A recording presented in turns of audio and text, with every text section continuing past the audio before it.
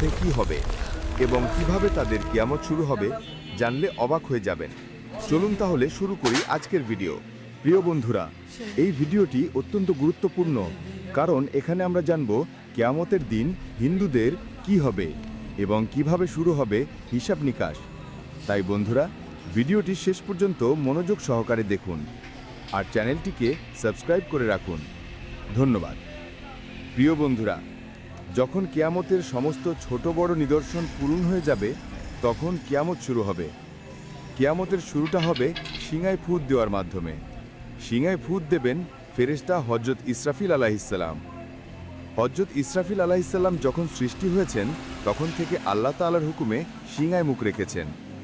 যেদিন সৃষ্টিকর্তার পক্ষ থেকে সিঙায় ফুঁক দেওয়ার হুকুম হবে, সেদিন প্রতিটি প্রাণী মৃত্যুর স্বাদ গ্রহণ করবে। তা পাখি হোক, জন্তু জানোয়ার হোক, ফেরেশতা কিংবা মানুষ। এমনকি আকাশ ফেটে গিয়ে গলিত তামার মতো লাল হয়ে যাবে। সূর্য ও চন্দ্র দুটোই নিষ্প্রহ হয়ে একত্রিত হয়ে যাবে। তারাগুলো নিষ্প্রহ হয়ে ছড়িয়ে পড়বে। পৃথিবী আল্লাহ তাআলার ভয়ে প্রচণ্ডভাবে কাঁপতে শুরু করবে। পাহাড় এমনভাবে চূর্ণ বিচূর্ণ হবে যে তা ছড়িয়ে পড়া ধুলোর মতো মনে হবে। নদী ও সমুদ্রের প্রাণী আগুনের মতো জ্বলে উঠবে। এই পৃথিবীতে যা কিছু জীবনের মতো অবশিষ্ট থাকবে, সব কিছু ধ্বংস হয়ে যাবে। এমনকি শেষ পর্যন্ত সেই প্রাণ যিনি সিঙায় ফুঁক দিচ্ছেন, অর্থাৎ হযরত ইসরাফিল আলাইহিসসালাম, তাকেও আল্লাহ তাআলা মৃত্যু দেবেন। আর সেদিন শুধুমাত্র একমাত্র মহান আল্লাহ রাব্বুল আলামিন সত্তাই অবশিষ্ট থাকবেন। এরপর যখন আল্লাহ তাআলার ইচ্ছা হবে, তখন তিনি আবার হযরত ইসরাফিল আলাইহিসসালামকে জাগিয়ে তুলবেন। তাকে আবার সিঙায় ফুঁক দেবার হুকুম দেওয়া হবে। তিনি যখন সিঙায় ফুঁক দেবেন, তখন হযরত আদম আলাইহিসসালাম থেকে শুরু করে কিয়ামত পর্যন্ত যত প্রাণী এসেছিল, তাদের সবাইকে পুনরায় জাগিয়ে তোলা হবে। সেই সময় সবার আগে কবর থেকে উঠে আসবেন সৃষ্টির শ্রেষ্ঠ নবীদের ইমাম হযরত মুস্তাফা মুহাম্মদ সাল্লাল্লাহু আলাইহি ওয়াসাল্লাম। এরপর হযরত মুসা আলাইহিসসালাম তার কবর থেকে উঠে দাঁড়াবেন। তারপর বাকি মানুষও তাদের কবর থেকে বের হতে শুরু করবে। তাদের সবাইকে হাসরের ময়দানে নিয়ে আসা হবে। সেখানে সব পুরুষ ও নারী মগ্ন দেহে এবং খালি পায়ে থাকবেন। কিন্তু ভয় ও আতঙ্কের কারণে কেউ কারো দিকে তাকানোর সাহস পাবে না, কারণ হাসরের ময়দানে সূর্য 10 গুণ বেশি তীব্র হবে। প্রত্যেকে মনে করবে যে সূর্য পৃথিবী থেকে কয়েক গজ দূরে রয়েছে। তীব্র রোদের কারণে মানুষের ঘামে ভিজে যাবে। সেদিন 7 ধরনের মানুষ আল্লাহর আরশের ছায়া পাবেন। নবী সাল্লাল্লাহু আলাইহি সাল্লাম বলেছেন, রোদ আর তৃষ্ণার কারণে মানুষ ছটফট করবেন। কেউ কারো অবস্থায় জিজ্ঞাসা করার মতো অবস্থায় থাকবে না। এই অবস্থায় হাজার হাজার বছর কেটে যাবে। তারপর মানুষ পেরেশান হয়ে নিজেদের মধ্যে পরামর্শ করে হযরত আদম আলাইহিস সালামের কাছে যাবে এবং বলবে, হে আমাদের পিতা, আমাদের পক্ষে এগিয়ে যান এবং আল্লাহর কাছে আরজ করুন যে, হে আল্লাহ, এই কঠিন অবস্থা সহ্য করা আমাদের পক্ষে কঠিন। আমাদের হিসাব নিয়ে নিন, যাতে আমরা জানতে পারি আমাদের গন্তব্য কোথায়। এই কষ্ট আমাদের সহ্যের বাইরে। কিন্তু হযরত আদম আলাইহিস সালাম তখন বলবেন, না, আমি একটি ভুল করে ফল খেয়েছিলাম এবং সেই ভুলের জন্য 300 বছর কেঁদে কেঁদে ক্ষমা প্রার্থনা করেছিলাম। হাদিসে এসেছে, সমস্ত মানুষের কান্নার আংশিক অংশের তুলনায় হযরত আদম আলাইহিস সালামের 300 বছরের কান্নার পরিমাণ ছিল 9 ভাগ। এত কান্নার পরও আল্লাহ তাআলা তার তওবা কবুল করেছিলেন। এরপর তিনি বায়তুল শরীফ নির্মাণ করেন এবং 30 বার হজ করেন, পায়ে হেঁটে। কিন্তু কিয়ামতের দিন তিনি তবুও বলবেন, না, আমি আল্লাহর সামনে যেতে লজ্জা বোধ করছি। চিন্তা করুন, হযরত আদম আলাইহিস সালামের তওবা কবুল হয়ে গেছে, তবুও তিনি এমন বলছেন।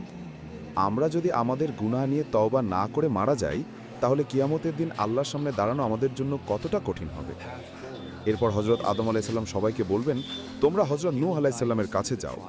তখন সমস্ত মানব জাতি হযরত নূহ আলাইহিস সালামকে খুঁজে তার কাছে আরজ করবে, হে দ্বিতীয় আদম, আমাদের জন্য আল্লাহর কাছে সুপারিশ করুন এবং আমাদের তার সামনে পেশ করুন। কিন্তু হযরত নূহ আলাইহিস সালাম বলবেন, না, আমি আমার ছেলের জন্য দোয়া করেছিলাম।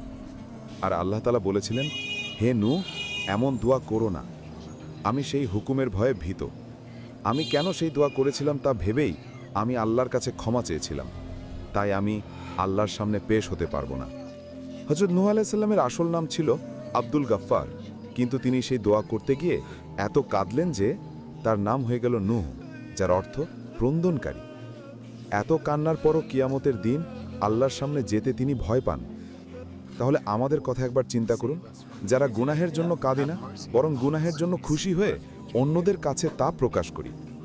কিয়ামতের দিন আমরা কিভাবে আল্লাহর সামনে দাঁড়াবো একবার ভাবুন।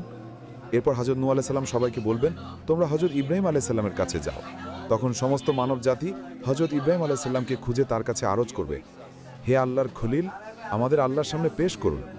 কিন্তু তিনি তখন বলবেন, না, আজ আমি আল্লাহর কাছে যেতে ভয় পাচ্ছি, কারণ আমার জীবনে 3টি ঘটনা ঘটেছিল যা মাসলেহাতের জন্য হলেও সত্যের বিপরীত ছিল। প্রথম ঘটনা ছিল তার কম তাকে কোথাও নিয়ে যেতে চেয়েছিল, কিন্তু তিনি বলেছিলেন আমি অসুস্থ। আসলে তাদের সাথে যাওয়া আধ্যাত্মিক অসুস্থতার মতো ছিল, তাই তিনি তাদের কাছে অজুহাত দেখিয়েছিলেন। কোরআনে আল্লাহ বলেছেন, তিনি বলেছিলেন আমি অসুস্থ। এখানে তিনি অসুস্থতার অজুহাত দেখিয়েছিলেন, যা সত্যের বিপরীত ছিল, তাই তিনি বলবেন আমি আল্লাহর সামনে যেতে লজ্জা পাচ্ছি। দ্বিতীয় ঘটনাটি ছিল তিনি তার স্ত্রী হযরত সারা রাদিয়াল্লাহু তাআলা আনহুকে নিয়ে মিশরের কাছ দিয়ে যাচ্ছিলেন। সেখানে এক জালেম বাদশা ছিল। সে তার সৈন্যদের বলেছিল, যেখানে সুন্দরী নারী দেখবে তাকে ধরে আমার কাছে নিয়ে এসো। আল্লাহ তাআলা হযরত সারাকে অপূর্ব সৌন্দর্য দিয়েছিলেন, তাই সৈন্যরা তাকে সেই বাদশার কাছে ধরে নিয়ে যায়। সে বাদশার নিয়ম ছিল যদি কোনো নারীর স্বামী থাকে তাহলে তাকে হত্যা করা হতো, কিন্তু ভাই বাবা থাকলে তাকে হত্যা করা হতো না, তবে অন্যায় করা হতো। হযরত ইব্রাহিম আলাইহিস সালামের কাছে যখন জিজ্ঞাসা করা হলো, তুমি এই নারীর কে হও, তখন তিনি নিজের জীবন বাঁচাকে বললেন, এ আমার বোন। আল্লাহ তাআলা বলেছেন, ঈমানদাররা ভাই ভাই। তাই ঈমানের দিক থেকে হযরত সারাকে তিনি বোন বলেছিলেন। এটি শরীয়তের দৃষ্টিকোণ থেকে জায়েজ ছিল, কারণ জীবন বাঁচানোর জন্য হারাম ও হালাল হয়ে যায়। তবুও তিনি এই কথার জন্য লজ্জাবোধ করবেন। তৃতীয় ঘটনাটি হলো তিনি একবার মূর্তি ভেঙেছিলেন। যখন কাফেরেরা তাকে জিজ্ঞাসা করল, আমাদের মাবুদকে কে ভেঙেছে, তিনি তখন বললেন, তোমরা তাকে জিজ্ঞাসা করো যাকে তোমরা বড় মনে করো। তিনি মূর্তি ভেঙে কুড়ালটি বড় মূর্তির কাঁধে রেখেছিলেন, তাই তিনি বললেন, বড় মূর্তির কাছে জিজ্ঞাসা করো। এটি তেমন বড় কথা না হলেও কাফরদের বোঝানোর জন্য করা হয়েছিল, কিন্তু এটি সত্যের বিপরীত ছিল। তাই তিনি বলবেন, আল্লাহর খলিল হওয়া সত্ত্বেও আমি আল্লাহর সামনে যেতে লজ্জা পাচ্ছি। আমরা যারা দিনরাত মিথ্যা কথা বলি, মিথ্যা কসম খাই, অন্যের সামনে নিজের দোষ থাকতেও মিথ্যা বলি, কিয়ামতের দিন আমাদের কতটা লজ্জাবোধ হবে তা একবার ভাবুন তো। এরপর হযরত ইব্রাহিম আলাইহিস সালাম বলবেন, তোমরা হযরত মুসা কালিমুল্লাহর কাছে যাও। তখন সমস্ত মানবজাতি হযরত মুসা আলাইহিস সালামের কাছে গিয়ে বলবে, হে কালিমুল্লাহ, আমাদের জন্য সুপারিশ করুন। কিন্তু তিনি তখন বলবেন, না, আমি সুপারিশ করতে পারবো না, কারণ একবার আমি আমার বিরোধী এক ব্যক্তির সাথে ঝগড়া করেছিলাম। নসিহতের জন্য তাকে আমি একটি ঘুষি মেরেছিলাম, যাতে সে বুঝতে পারে, কিন্তু সেই ঘুষিতে সে মারা গিয়েছিল। আমি আল্লাহর কাছে ক্ষমা চেয়েছিলাম, কিন্তু তবুও সে আমার ঘুষিতে মারা গিয়েছিল, তাই আমি আল্লাহর সামনে যেতে লজ্জা পাচ্ছি। তারপর হযরত মুসা আলাইহিস সালাম বলবেন, তোমরা হযরত ঈসা আলাইহিস সালামের কাছে যাও। তখন সমস্ত মানবজাতি হযরত ঈসা আলাইহিস সালামের কাছে গিয়ে বলবে, কিন্তু তিনি বলবেন, না, আমি আল্লাহর সামনে যেতে ভয় পাচ্ছি, কারণ আমার উম্মত আমাকে আর আমার মাকে আল্লাহর সাথে শরীক করে ফেলেছিল। আর যদি আল্লাহ আমাকে জিজ্ঞাসা করেন, তুমি কি বলেছিলে আমার সাথে তোমাকে আর তোমার মাকে শরীক করতে, তাই আমি আল্লাহর সামনে যেতে ভয় পাচ্ছি। তারপর হযরত ঈসা আলাইহিস সালাম বলবেন, তোমরা আল্লাহর প্রিয় নবী হযরত মুহাম্মদ সাল্লাল্লাহু আলাইহি ওয়াসাল্লামের কাছে যাও। তখন সবাই নবী করিম সাল্লাল্লাহু আলাইহি ওয়াসাল্লামের কাছে যাবে। সেই সময় আল্লাহ তাআলা নবীদের জন্য মিম্বার তৈরি করবেন। নবী সাল্লাল্লাহু আলাইহি ওয়াসাল্লামের জন্য মিম্বার তৈরি করা থাকবে, কিন্তু তিনি মিম্বাতে তখন বসবেন না, কারণ তার মনে হবে যদি আমি এই মিম্বাতে বসি তাহলে এটি জান্নাতে চলে যেতে পারে আর আমার গুনাহগার উম্মাত পিছনে থেকে যাবে। তখন আল্লাহ তাআলা জিজ্ঞাসা করবেন, হে আমার প্রিয় বন্ধু, আপনি মিম্বাতে বসছেন না কেন? তখন তিনি বলবেন, হে আল্লাহ, আমার উম্মতের গুনাহের বিষয়ে এখনো ফয়সালা হয়নি, আমি কিভাবে মিম্বারে বসব? তখন আল্লাহ তাআলা তার উপর একটি বিশেষ তালাজি প্রকাশ করবেন।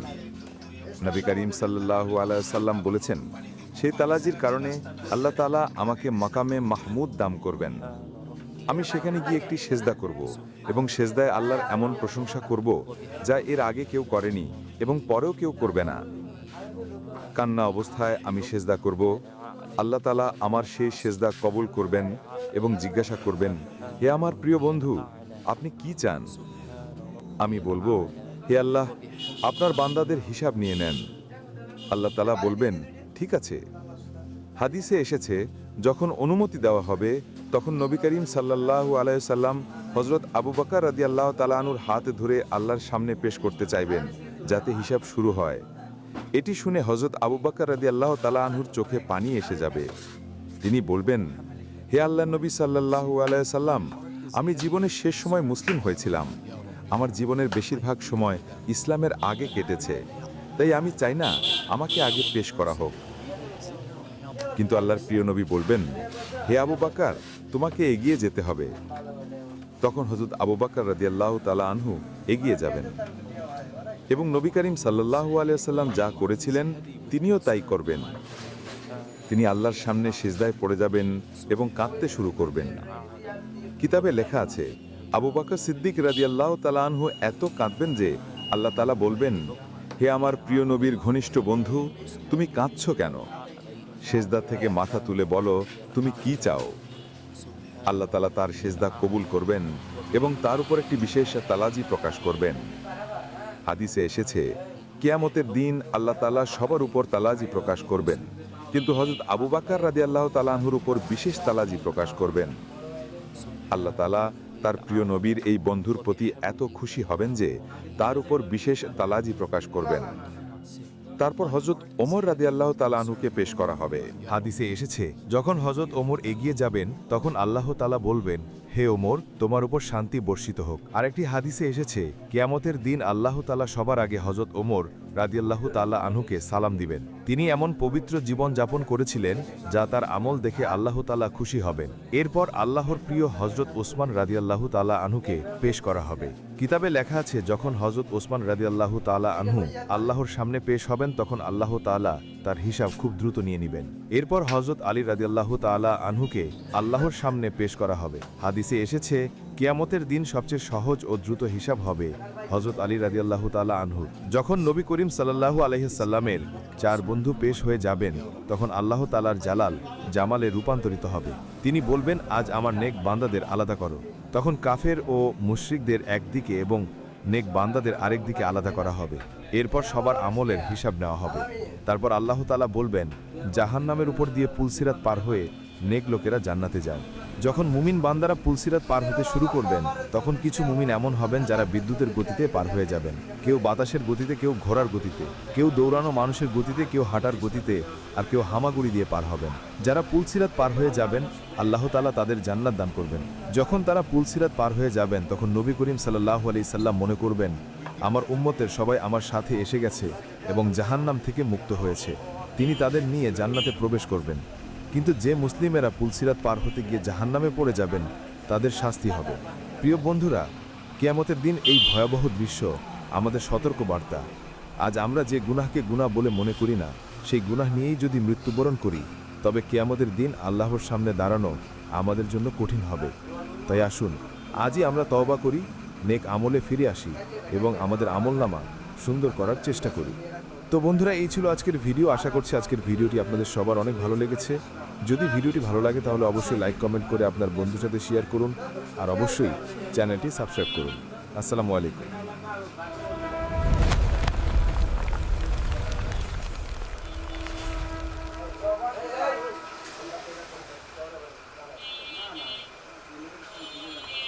প্রিয় দর্শক, মৃত্যুর পর হিন্দুদের প্রথম প্রশ্ন কি হবে? তাদেরকে আগুনে দাহ করার ফলে তাদের রুহের কি ঘটে? এছাড়াও জানব মৃত্যুর পর তাদের সাথে ফেরেশতা কি করে। এছাড়াও আপনি কি কখনো ভেবে দেখেছেন, মানুষ যখন শেষ নিঃশ্বাস ফেলে চোখ দুটো বন্ধ হয়ে যায় এবং চারিপাশের সব শব্দ মিলিয়ে যেতে থাকে, ঠিক সেই মুহূর্তের পর কি ঘটে? দুনিয়ার